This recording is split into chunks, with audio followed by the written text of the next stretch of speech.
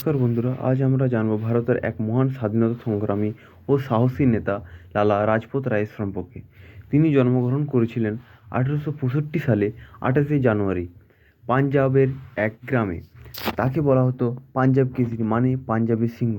তিনি ছিলেন লাল বাল পাথের একজন। বাল গঙ্গাধর তিলক ও বিপিনচন্দ্র পালের সঙ্গে মিলে তিনি ইংরেজ শাসনের বিরুদ্ধে শক্তিশালী প্রতিবাদ গড়ে তোলেন। লালা রাজপথ রায়ের স্বদেশী আন্দোলন, আর্য সমাজ ও জাতীয় শিক্ষার পক্ষে বড় ভূমিকা পালন করেন।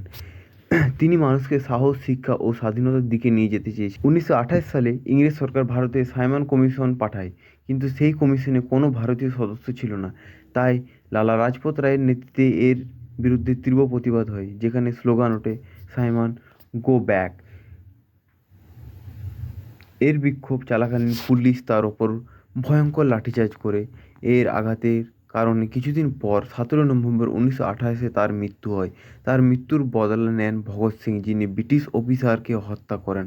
লালা রাজপথ রায়ের সাহস, ত্যাগ ও দেশপ্রেম আজও আমাদের অনুপ্রেরণা দেয়।